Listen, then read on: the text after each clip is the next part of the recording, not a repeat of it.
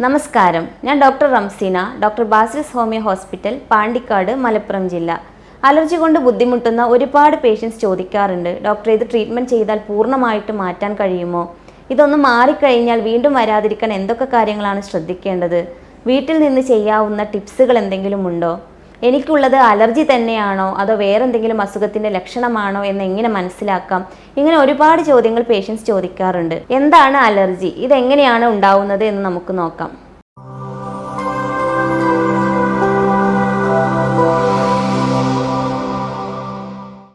Allergy എന്നത് നമ്മുടെ ശരീരം ബാഹ്യമായ പ്രേരക ഘടകങ്ങളോട് അസാധാരണമായി പ്രതികരിക്കുമ്പോൾ ഉണ്ടാകുന്നതാണ്. നമുക്ക് ചുറ്റുമുള്ള പൊടി, പൂമ്പൊടി, പാറ്റ, അടുപ്പിൽ നിന്നും വരുന്ന പുക എന്നിവയെല്ലാമാണ് ഇവിടെ ആൻറ്റിജനായിട്ട് വരുന്നത്. ഈ ആൻറ്റിജൻ നമ്മുടെ ശരീരത്തിൽ ആൻറ്റിജൻ ആൻറ്റിബോഡി റിയാക്ഷൻ ഉണ്ടാക്കുമ്പോഴാണ് ഈ അലർജി ഉണ്ടാവുന്നത്. നമ്മുടെ ശ്വസനത്തിലൂടെ ഇത് അകത്തോട്ട് പോവുകയും നമ്മുടെ ശ്വാസനാളിയിൽ ഇത് ആൻറ്റിജൻ ആൻറ്റിബോഡി റിയാക്ഷൻ ഉണ്ടാക്കുകയും അതിൻ്റെ ഫലമായിട്ട് വിട്ടുമാറാത്ത തുമ്മൽ, ചുമ, ആസ്മ എന്നിങ്ങനെയെല്ലാം നമുക്കുണ്ടാക്കുന്നു. അലർജി 2 തരമാണുള്ളത്: seasonal allergy, perennial allergy. Seasonal allergy എന്നത് കാലാവസ്ഥാ വ്യതിയാനത്തിനനുസരിച്ച് അതിൻ്റെ ലക്ഷണങ്ങൾ വഷളാവുന്നതാണ്. അതായത് തണുപ്പ്, മഞ്ഞ്, മഴ എന്നിവയ്ക്കൊക്കെ അനുസരിച്ച് അതിൻ്റെ ലക്ഷണങ്ങൾ വഷളായിക്കൊണ്ടിരിക്കും. അല്ലെങ്കിൽ ചില കാലാവസ്ഥയിൽ മാത്രം പൂക്കുന്ന ചില ചെടികളുടെയോ മരങ്ങളുടെയോ പൂമ്പൊടി കാരണവും സീസണൽ അലർജി ഉണ്ടാവാറുണ്ട്. അതല്ലെങ്കിൽ പെറിനിയൽ അലർജി എന്നത് എല്ലാ കാലാവസ്ഥയിലും ഉണ്ടാകുന്ന ഒന്നാണ്. അതായത് നമുക്ക് ചുറ്റുമുള്ള പൊടി, പൂമ്പൊടി, അടുപ്പിൽ നിന്ന് വരുന്ന പുക, വണ്ടിയിൽ നിന്നും പുറത്തു വരുന്ന പുക, അങ്ങനെയൊക്കെയാണ് ഈ പെറിനിയൽ അലർജിക്ക് കാരണമാവുന്നത്. ഇതിൻ്റെ ഡയഗ്നോസ്റ്റിക് ടെസ്റ്റുകൾ എന്തൊക്കെയാണെന്ന് നമുക്ക് നോക്കാം. Intradermal allergic test, skin prick test, specific IgE test എന്നിവയെല്ലാമാണ് ഇതിൻ്റെ ഡയഗ്നോസ്റ്റിക് ടെസ്റ്റുകൾ. നമുക്ക് വീട്ടിൽ തന്നെ സിമ്പിളായി ട്രയൽ ആൻഡ് എറർ മെത്തേഡിലൂടെ ഇങ്ങനെ ചെയ്തു കഴിഞ്ഞാൽ നമുക്ക് എന്തിനോടാണ് അലർജിക് ആയിട്ടുള്ളത് എന്ന് കണ്ടുപിടിക്കാൻ കഴിയും. അതായത് ഒരു പേപ്പറോ ബുക്കോ എടുത്തിട്ട് അലർജി ഉണ്ടാവുന്ന ദിവസങ്ങളിൽ നമ്മൾ എവിടെയൊക്കെ പോയി, എന്തെല്ലാം ജോലികൾ ചെയ്തു, എന്തിനോടൊക്കെ സമ്പർക്കം പുലർത്തി, അതുപോലെ എന്തെല്ലാം ഭക്ഷണം കഴിച്ചു, ഇങ്ങനെയുള്ള കാര്യങ്ങൾ കുറച്ച് ദിവസം നോട്ട് ചെയ്ത് വെക്കുക. ഇങ്ങനെ ചെയ്തു കഴിഞ്ഞാൽ നമുക്ക് എന്തിനോടാണ് അലർജിക് എന്ന് നമുക്ക് കണ്ടുപിടിക്കാൻ കഴിഞ്ഞാൽ ഒരു മരുന്നുമില്ലാതെ നമുക്ക് ഈ അലർജി മാറ്റിയെടുക്കാൻ കഴിയും. തുമ്മൽ ഇടയ്ക്കിടയ്ക്ക് വരാൻ കാരണം എന്താണ്? അതുപോലെ ചുമയും ഇടയ്ക്കിടയ്ക്ക് നിർത്താതെ വരാൻ കാരണം എന്താണ്? ഇങ്ങനെ പല പേഷ്യൻസ് ചോദിക്കാറുണ്ട്. ഇത് തുമ്മൽ, ചുമ എന്നത് പല അസുഖങ്ങളുടെയും ഒരു ലക്ഷണമാണ്.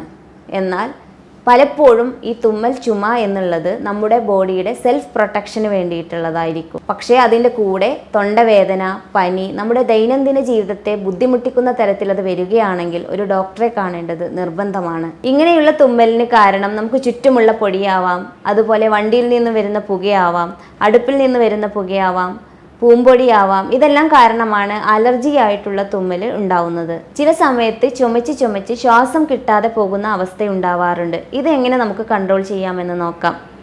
വെയിറ്റ് കൂടുതലുള്ള ഒരാളാണെങ്കിൽ ആ വെയിറ്റ് കുറയ്ക്കുക തന്നെയാണ് ആദ്യമായിട്ട് അതിന് ചെയ്യേണ്ടത്.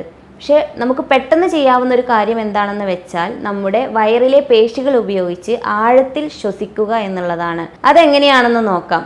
ഒരു നിരപ്പായ സ്ഥലത്ത് കിടന്ന് നമ്മുടെ 2 കൈകളും വയറിന് മുകളിൽ വെച്ച് നമ്മുടെ മൂക്കിലൂടെ ആഴത്തിൽ ശ്വാസമെടുക്കുക. അത് കുറച്ചു നേരം അവിടെ പിടിച്ചു വെക്കുക. അതിനുശേഷം ശ്വാസം പുറത്തേക്ക് വിടുക. ഇങ്ങനെ നമ്മൾ ചെയ്തു കഴിഞ്ഞാൽ ഈ ശ്വാസം കിട്ടാതെ പോകുന്ന ബുദ്ധിമുട്ട് നമുക്ക് കുറച്ചു കൊണ്ടുവരാം. തുടർച്ചയായ തുമ്മലുണ്ടാകുമ്പോൾ നമുക്കിതിനെ എങ്ങനെ കുറച്ചു കൊണ്ടുവരാൻ കഴിയുമെന്ന് നോക്കാം. നമ്മുടെ നാവ് കൊണ്ട് വായുടെ മുകൾ ഭാഗത്ത് ഇക്കിളി ഉണ്ടാക്കുന്നത് പോലെ തടവുക. ഇതൊരു 5-10 സെക്കൻഡ് തുടരുക. ഇങ്ങനെ ചെയ്തു കഴിഞ്ഞാൽ നമുക്ക് ഈ തുടർച്ചയായിട്ടുള്ള തുമ്മലിനെ കുറച്ചു കൊണ്ടുവരാൻ സാധിക്കും. മറ്റൊരു രീതി എങ്ങനെയാണെന്ന് വെച്ചാൽ നമുക്കിങ്ങനെ തുടർച്ചയായി തുമ്മലുണ്ടാകാൻ പോകുന്ന ഒരു സമയത്ത് അത് കടന്നു പോകുന്നത് വരെ നമ്മുടെ നാവ് കൊണ്ട് മുൻപല്ലുകളിൽ ശക്തമായിട്ട് അമർത്തുക. ഇങ്ങനെ ചെയ്തു കഴിഞ്ഞാൽ ഈ ഒരു വരാൻ പോകുന്ന ഈ തുടർച്ചയായിട്ടുള്ള തുമ്മലിനെ നമുക്ക് കുറയ്ക്കാൻ സാധിക്കും.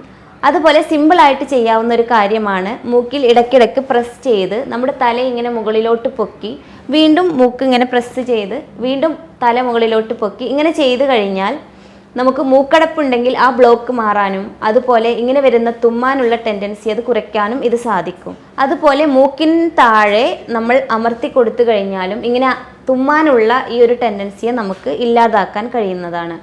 അലർജി പാരമ്പര്യമായിട്ടുണ്ടാകുമോ എന്നതാണ് പലരും ചോദിക്കാറുള്ളത്. അലർജി നമ്മുടെ മാതാപിതാക്കൾക്കുണ്ടെങ്കിൽ അത് കുട്ടികൾക്ക് വരാനുള്ള സാധ്യത വളരെ കൂടുതലാണ്. അതിനി അച്ഛനും മാത്രമാണെങ്കിലും വരാം, അമ്മയ്ക്ക് മാത്രമാണെങ്കിലും വരാനുള്ള സാധ്യതയുണ്ട്. അലർജി സ്ട്രെസ് കാരണം ഉണ്ടാവുമോ? അതെ, സ്ട്രെസ് അല്ലെങ്കിൽ അമിതമായ സമ്മർദ്ദം കാരണം അലർജിയുടെ ലക്ഷണങ്ങൾ വഷളാവുകയും അലർജിക്ക് അതൊരു ട്രിഗറിങ് ഘടകമാവാനും സാധ്യതയേറെയാണ്. അലർജി വരാതിരിക്കാൻ അല്ലെങ്കിൽ അലർജി മാറിക്കഴിഞ്ഞ് വീണ്ടും വരാതിരിക്കാൻ അല്ലെങ്കിൽ അതിൻ്റെ ലക്ഷണങ്ങൾ വഷളാവാതിരിക്കാൻ എന്തൊക്കെ കാര്യങ്ങളാണ് നമ്മൾ ശ്രദ്ധിക്കേണ്ടത്? ധാരാളം ശുദ്ധവായു ശ്വസിക്കുന്ന സാഹചര്യം നമ്മൾ ഉണ്ടാക്കുക. അതുപോലെ വീടിനകത്തെ ജനലും വാതിലുകളും എല്ലാം തുറന്നു വെച്ച് വായു സഞ്ചാരം ഉറപ്പുവരുത്തുക. അന്തരീക്ഷ മലിനീകരണമോ അല്ലെങ്കിൽ പൊടിപടലങ്ങളുമായി ഇടപഴകുന്ന ജോലിസ്ഥലങ്ങളിൽ ജോലി ചെയ്യുന്നവരോ ആണെങ്കിൽ മാസ്ക് നിർബന്ധമായും ധരിക്കുക. ധാരാളം ശുദ്ധവായു കിട്ടുന്ന സാഹചര്യം നിങ്ങൾ ഉണ്ടാക്കുക. അതുപോലെ വീടിനകത്ത് അല്ലെങ്കിൽ റൂമിനകത്തുള്ള പൊടി നന്നായിട്ട് വൃത്തിയായിട്ട് തന്നെ സൂക്ഷിക്കുക. അതുപോലെ റൂമിനരികിൽ ബുക്കുകളോ ഡ്രസ്സുകളോ ഒക്കെ കൂട്ടിയിടുന്ന ശീലം ഒഴിവാക്കുക. ചിലർക്ക് കുളിച്ചു കഴിഞ്ഞാലായിരിക്കും അലർജി ഉണ്ടാവുന്നത്. അതുകൊണ്ട് കുളിക്കുന്ന സമയത്ത് വായിൽ വെള്ളം പിടിച്ചു വെച്ച് കുളിക്കാൻ ശ്രദ്ധിക്കുക. അതുപോലെ വെയിലാവുന്നതിന് മുമ്പോ അല്ലെങ്കിൽ വെയിൽ ആറിയതിന് ശേഷമോ മാത്രം കുളിക്കാൻ ശ്രദ്ധിക്കുക. കുളിച്ചു കഴിഞ്ഞാൽ തന്നെ തലയിൽ വെള്ളം നിൽക്കുന്ന ഒരവസ്ഥ ഉണ്ടാക്കാതെ അത് നന്നായിട്ട് തുടച്ച് തന്നെ കളയുക. അതുപോലെ വെള്ളം നനഞ്ഞാൽ അല്ലെങ്കിൽ വെള്ളം ഒന്ന് തട്ടിയാലൊക്കെ അലർജി വരുന്ന കുട്ടികളുണ്ട്. അവർ വെള്ളത്തിൽ കളിക്കുന്നതും അതുപോലെ മഴ നനയുന്നതും എല്ലാം നമ്മൾ ശ്രദ്ധിക്കുക. അതുപോലെ ഒഴിവാക്കേണ്ടതും നമ്മൾ ചെയ്യേണ്ടതുമായ കാര്യങ്ങൾ എന്തൊക്കെയാണെന്ന് നോക്കാം. എവിടെയെങ്കിലും യാത്രയൊക്കെ പോകുമ്പോൾ മുഖത്തോട്ട് ഡയറക്റ്റായിട്ട് കാറ്റടിക്കുന്നത് നമ്മൾ ശ്രദ്ധിക്കണം. അതുപോലെ യാത്ര ചെയ്യുമ്പോഴൊക്കെ സൈഡ് സീറ്റിലൊക്കെ ഇരിക്കുന്നവരാണെങ്കിൽ ചിലർക്ക് കാറ്റടിച്ചാൽ അലർജി വരും, ചിലർക്ക് തണുപ്പടിച്ചാൽ അലർജി വരും. ഇങ്ങനെയുള്ളവരൊക്കെ അവരുടെ തലയും മൂക്കുമൊക്കെ ഒരു ഷോൾ വെച്ചിട്ട് അല്ലെങ്കിൽ മാസ്ക് ധരിക്കാനൊക്കെ ശ്രദ്ധിക്കുക. പുകവലി ശീലമുണ്ടെങ്കിൽ അത് ഒഴിവാക്കുക. അതുപോലെ പുകവലിക്കുന്നവരുടെ കൂടെ നിൽക്കുന്നത് അല്ലെങ്കിൽ അവർക്കൊരു കമ്പനി കൊടുക്കുന്നതൊക്കെ നമ്മൾ ഒഴിവാക്കുക. അതുപോലെ ശ്രദ്ധിക്കേണ്ട ഒരു കാര്യമാണ്, AC എപ്പോഴും ഉപയോഗിക്കുന്നവരാണെങ്കിൽ ജോലി സ്ഥലത്താണെങ്കിലും ഒക്കെ ടെമ്പറേച്ചർ കുറച്ച് വെക്കുമ്പോൾ ഒരിക്കലും 24 ഡിഗ്രി സെൽഷ്യസിന് താഴെ കുറച്ച് വെക്കാതിരിക്കുക. അതിന് മുകളിലായി കഴിഞ്ഞാലുള്ളൂ നമ്മുടെ ശരീരത്തിന് അതുമായിട്ട് പെട്ടെന്ന് അഡ്ജസ്റ്റ് ചെയ്യാൻ കഴിയുകയുള്ളൂ. അല്ലെങ്കിൽ അത് നമ്മുടെ പ്രതിരോധ ശേഷിയെ ബാധിക്കുകയും അലർജി വരാനുള്ള സാധ്യതയും അതിൻ്റെ ലക്ഷണങ്ങളെ അത് വഷളാക്കാനുള്ള സാധ്യതയും വളരെ കൂടുതലാണ്. തലയിൽ നീരിറങ്ങുന്ന സാഹചര്യം ഒഴിവാക്കുക. അതുപോലെ എക്സസൈസുകളിലൂടെ നമുക്കിതിൻ്റെ ലക്ഷണങ്ങൾ കുറച്ചു കൊണ്ടുവരാനും വരാതിരിക്കാൻ ശ്രദ്ധിക്കാനും കഴിയും. അതായത് ശ്വസന വ്യായാമങ്ങൾ, പ്രാണായാമം, യോഗ എന്നിങ്ങനെയുള്ള എക്സസൈസുകൾ ശീലിക്കുക. അലർജിയുള്ളവർ ശ്രദ്ധിക്കേണ്ട, അതായത് ഒഴിവാക്കേണ്ട ഭക്ഷണങ്ങൾ എന്തൊക്കെയാണെന്ന് നോക്കാം. പ്രത്യേകിച്ചും ഇതിൽ പറയാനുള്ളത് പാലുൽപ്പന്നങ്ങൾ, അതുപോലെ ബിസ്ക്കറ്റ് എന്നിവയൊക്കെ നമ്മൾ ഒഴിവാക്കുക. അതുപോലെ എന്തിനോടാണ് അലർജി എന്ന് നമുക്ക് മനസ്സിലാക്കിയിട്ടുണ്ടെങ്കിൽ ആ ഭക്ഷണം നമ്മൾ കഴിക്കുന്നത് പരമാവധി ഒഴിവാക്കുക. ഇനി എങ്ങനെയുള്ള ഭക്ഷണങ്ങളാണ് നമ്മൾ ഉൾപ്പെടുത്തേണ്ടത്? അലർജി ഉള്ളവർ വൈറ്റമിൻ C അടങ്ങിയ ഭക്ഷണം ധാരാളമായി കഴിക്കുക. ഓറഞ്ച്, മുസമ്പി എന്നിവയെല്ലാം ഉൾപ്പെടുത്തുക. എന്നാൽ ഇത് ചിലർക്ക് പ്രോബ്ലംസ് ഉണ്ടാക്കാറുണ്ട്. അങ്ങനെയുള്ളവർ നെല്ലിക്ക ദിവസവും ഉൾപ്പെടുത്തുക. അതുപോലെ മഞ്ഞൾപ്പൊടി, തക്കാളി, ഇഞ്ചി ഇതെല്ലാം ഭക്ഷണത്തിൽ നന്നായി ഉൾപ്പെടുത്തുക. ഒമേഗ 3 ഫാറ്റി ആസിഡ് അടങ്ങിയിട്ടുള്ള ചെറു മത്സ്യങ്ങളായ മത്തി, അയല, ചൂര എന്നിവയെല്ലാം നമ്മൾ ഭക്ഷണത്തിൽ ഉൾപ്പെടുത്തുന്നത് വളരെ നല്ലതാണ്. നമുക്ക് വീട്ടിൽ നിന്ന് സിമ്പിളായിട്ട് ചെയ്യാവുന്ന കുറച്ച് ടിപ്സുകളാണ് പറയുന്നത്. കുറച്ച് മഞ്ഞൾപ്പൊടിയും കുറച്ച് കുരുമുളക് പൊടിയും ഇഞ്ചി ചതച്ചതും എല്ലാം ചേർത്ത് തിളപ്പിച്ച് കുടിക്കുന്നത് നല്ലതാണ്. അതുപോലെ നമ്മൾ വീട്ടിൽ മുറ്റത്തൊക്കെ കുഴിച്ചിട്ട തുളസി ഇല, കഞ്ഞിക്കൂർക്ക ഇല ഇതെല്ലാം നമുക്ക് അതിൻ്റെ പിഴിഞ്ഞ് നീര് കുടിക്കുന്നത് നല്ലതാണ്. അതുപോലെ ആവി പിടിക്കാനും തുളസി ഇല ഉപയോഗിക്കാം.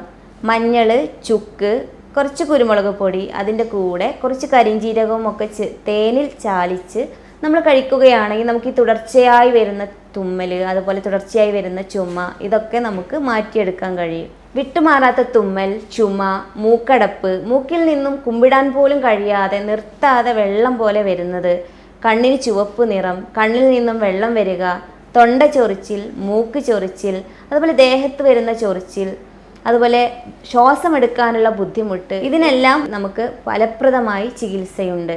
രോഗിയുടെ മാനസികവും ശാരീരികവുമായ എല്ലാ പ്രത്യേകതകളും മനസ്സിലാക്കി രോഗലക്ഷണങ്ങളും രോഗിയുടെ സാഹചര്യങ്ങളും എല്ലാം കണക്കിലെടുത്താണ് ചികിത്സ നൽകുന്നത്.